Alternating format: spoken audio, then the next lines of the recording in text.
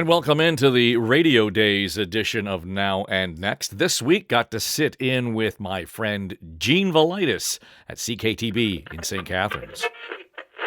Good morning, Gene. How are you? Excellent. You know what, Dave? Let's have a little bit of fun before we get into the serious stuff. All right. Tonight, I still call it Maple Leaf Gardens, and I will continue to do so.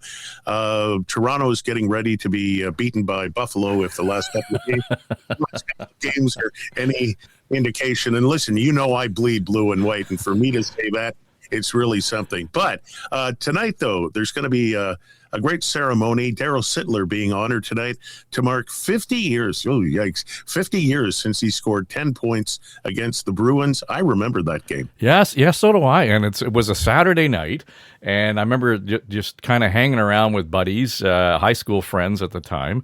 And the game was on. And we were sort of watching it. But, you notice like you just kind of got it on the background. And then all of a sudden it became apparent as the game was going on. Sittler scores! Right? And again and again. And you think, holy cow. And then the third period became a must watch. And, certainly the Leafs weren't expected to win that game. But 10 points in one game. And you know what? I think what's remarkable is that we've got, the Lemieux and the Gretzkys and the Ovechkins and all those characters who have not come close to beating that record in 50 years. Yeah. And even more surprising is the fact that you can do a pretty good Foster Hewitt imitation. Scores! Now, on Scores! I still remember that. Henderson takes a wild stab at it. Exactly. Yeah. Summit Series. Yeah, everybody knows it. Now, at the other end of the spectrum, just like Gordie Howe, Wayne Gretzky, Bobby Orr, William Nylander. Oh, they were never fined. William Nylander fined $5,000 for the middle finger pointed at TSN in the loss to Colorado back on Sunday.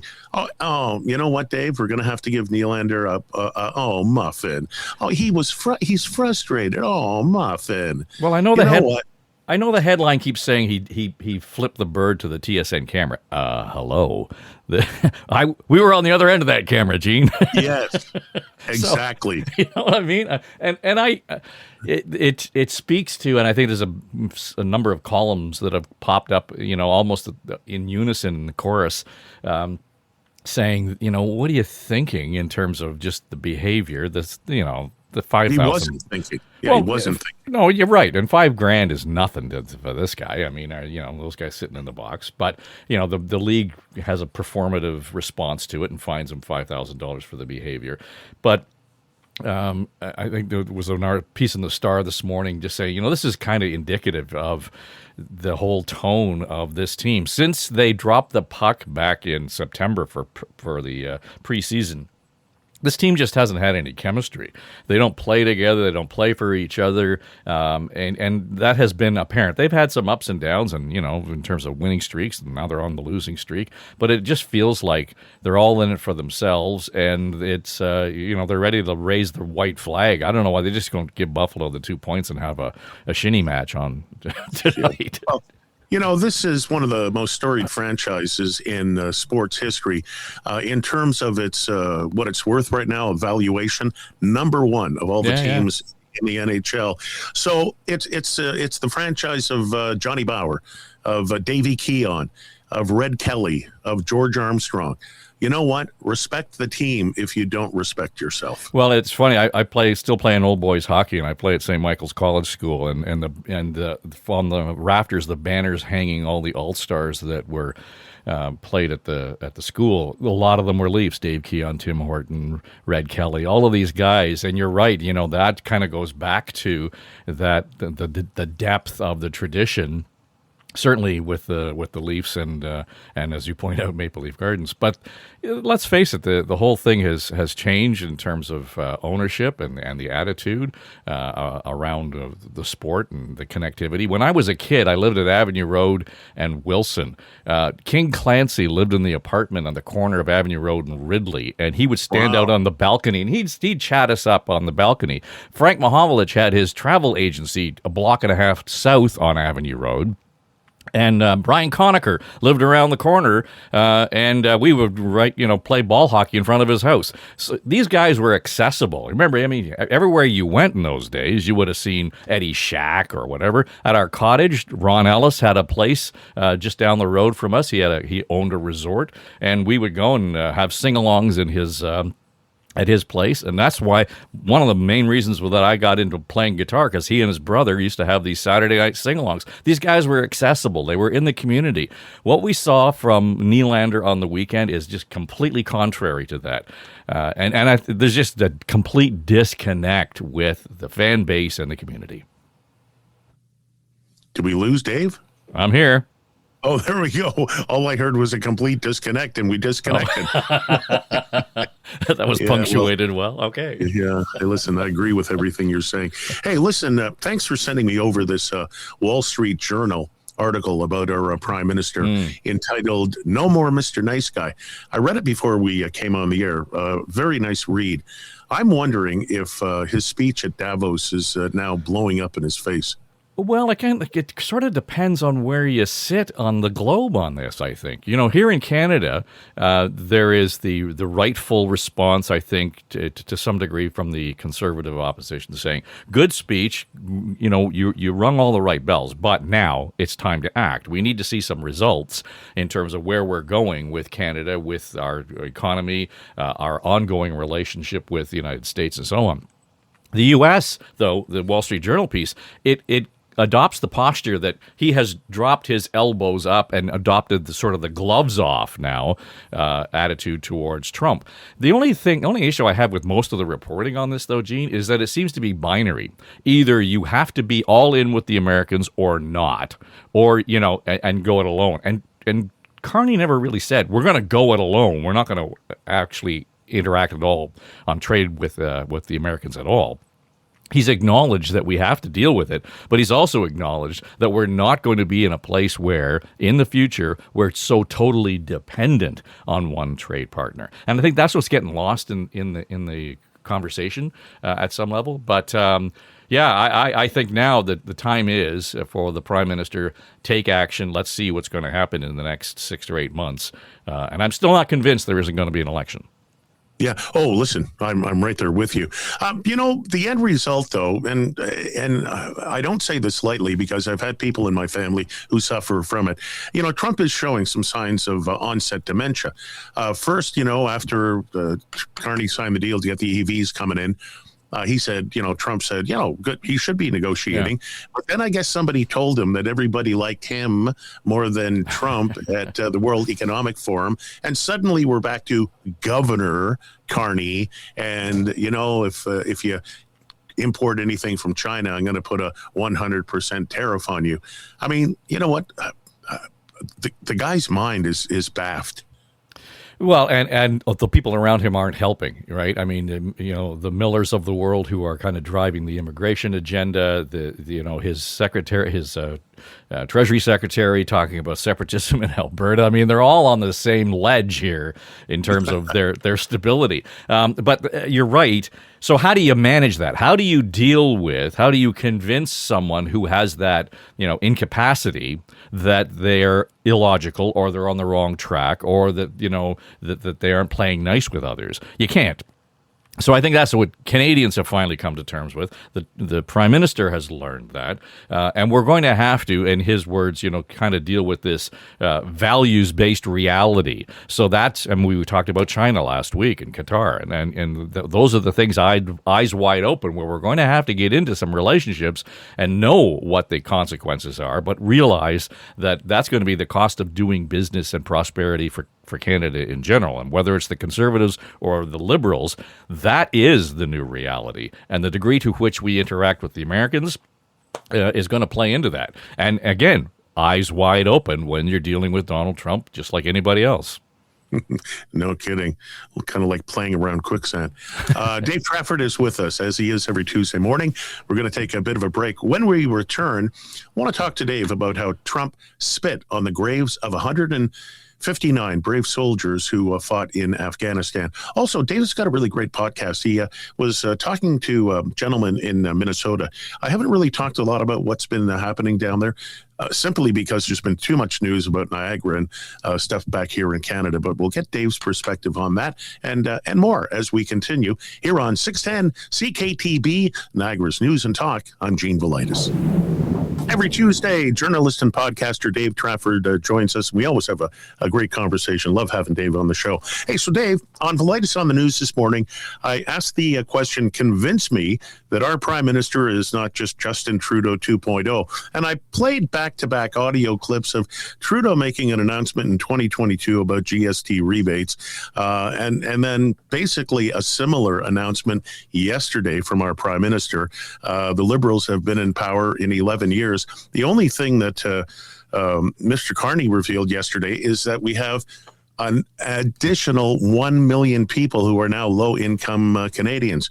So convince me this just wasn't the same announcement by a different person. Well, you're right. I mean, you have been around long enough to know that it's a whole industry in terms of re-announcing old announcements for whatever reason, just to get back into the news cycle. In this case, it's two different prime ministers basically talking about the same kind of program. You're right. Now, the only issue I will take is that this isn't meant to reduce the number of people who go to a food bank. This is meant to make things more affordable. And I think they're nibbling around the edges here. Where they are like Trudeau and where they could have made the break was actually investing that money in something like the Canada Disability Benefit. If they had done so originally when that became law, that's 2 years ago, and it was a framework of legislation. The whole idea was to raise more than 1 million Canadians who live with disability out of poverty. And you talk about that having a significant impact on the national economy when poverty, it's estimated, costs us more than $80 billion a year. $80 billion a year nationally. So, when we're starting to throw around this kind of cash, if you can get that kind of a return on it, I don't know why you don't. I appreciate the fact that $1,000 to low-income families on an annual basis is going to make a difference to some of them, but it is nibbling around the edges. I talked to my friends at Daily Bread Food Bank, and I know I heard you quote the CEO at Food Bank Canada. There are 1 in 4 in Toronto food bank clients are kids, 1 in 3 nationally, and they will tell you that number is likely underreported. So we do not want to, for whatever reason, address the underlying issue, which is poverty. And everybody will say, well, how can we afford to do that? My answer always, Gene, is how can we afford not to? $80 billion a year. Yeah, and guess where that money could have come from, Dave? Had Trudeau not said there is no business case for pipelines to the west and pipelines to deliver liquid natural gas in the east, we would have Saudi Arabia money pouring into this country. But he said no. And every Saturday night, we pay $1 billion tax dollars to figure out the debt and pay all the interest and all that nonsense on it. It's just incredible. Yeah. Hey, listen, let's move on here. I got a couple of topics that I really want to talk to you about. My mom was in the Army, as was my aunt. My uncle was in the Army. My other uncle was in the Navy. So I come from a military family. Back in Davos, Trump had an interview on Fox News where he implied that, NATO sent some troops there, but none of them were on the front line. That was just a moronic lie. 159 Canadians died. It's why we have something called the Highway of Heroes. The UK, the Prime Minister said Trump should apologize. I think our Prime Minister should. He literally spat on the graves of Canadian heroes. Agreed. There's no two ways about it. And here's what's remarkable is that, and now I may have missed it, but I didn't hear anyone from the Joint Chiefs of Staff in the United States say, we really should be giving kudos to our NATO allies who did fight alongside us in Afghanistan, who in fact were there because of Article 5, just to point out. Years ago, you all will remember Christy Blatchford, and I had the honor of working with Christy over the years and was this phenomenal, columnist and just a brilliant journalist. She wrote a book. Her first book was called 15 Days. And the book was about 15 specific days when she was embedded with our troops in Kandahar. And we turned that book into a documentary. It won a Edward R. Murrow Award. And she read parts of it, and she had actual tape from the guys that she interviewed while she was over there. I'll put it up on my feed, because if you want to really get a sense of what the Canadians were doing in Afghanistan, have a listen to this. Otherwise, pick up her book, 15 Days. You want a real good summary of the Canadian contribution in Afghanistan. It's a great read, and it's a really important part of our history that, you know what, if we're not paying attention here, Gene, we're going to forget. Yeah, no, you're absolutely right. And, I think the reason why none of the members of the Joint Chiefs of Staff said anything is because when you disagree with Trump, all of a sudden the U.S. Department of Justice launches an investigation into you. Yeah, so the Prime Minister was in town, met up with Premier Ford yesterday. Is the bromance? Yeah, is the bromance back on? They had pizza lunch, I don't know. was he wiping the tomato sauce off Dougie's lip? Yeah. This is kind of comical in terms of how this is played out, because depending on the day, Doug is going to be the guy who's only Ontario. But yesterday, of course, when the Prime Minister's in the room, we all got to be pulling together for Canada. It's retail politics at its best or its worst, depending, I guess, on how you look at this. But typically, this is kind of the playbook for the Premier. He will be arguing against Olivia Chow out of earshot except when she's in the room, and all of a sudden they're the best of friends and they get along. So this seems to be the performative nature of how the Premier is dealing with all levels of government, I guess. But you know what? We got to be pulling together on this. There has to be strategy. And to some degree, the Premier wasn't wrong in saying, hey, you could have told me about the EV deal with China before I heard it in the news. So I get that. Have you seen any of the promotional videos for these new EVs from China? No. These cars, Dave, I've got to tell you, they are way cool. I hate to say it, but they are. Yeah. Check out YouTube. Hey, listen, there is one story I want to get to. Yep. And I mentioned previously, I have so much Canadian news and so much news from the Niagara region. I haven't really talked about what's happening with ice in Minnesota. I want you to promote the podcast you have. I watched it just this morning, because I haven't had internet at home for 12 hours. And that's another story. But it was a really great podcast. How can you sum up what your guest said and how he sees what's happening in Minnesota with ice and the two Americans who were shot allegedly in self-defense? David Schultz is a professor of political science, and he's also a U.S. constitutional law expert at Hamline University in Minnesota. And he and I have been talking for almost a decade now, since Mr. Trump declared his candidacy for president back in 2016. And so he and I have been talking about this for forever. So I had him on this past week because I wanted to get his take on Davos and what the president was saying about Greenland. And remember Greenland? That was a story not less than a week ago. And David has great insights in terms of the local politics. But not only is he a prof at Hamline in Minnesota, he's also the editor-in-chief of the Minneapolis Times. So I wanted his perspective on what it was like in Minneapolis. And among other things, he said, I have no idea when this is going to end. I've got students right now who are, Somalis or who are Latino, and they are worried about going to school, being seen on campus, just because if they show up in the wrong place at the wrong time, they'll get hustled off by ICE. And I get all kinds of, what if they weren't doing anything wrong? I'm not quite sure that argument holds true right now. And that diminishes the actual fear that's on the streets of Minneapolis. So David's insight was kind of raw. Because he was living it and he's feeling it.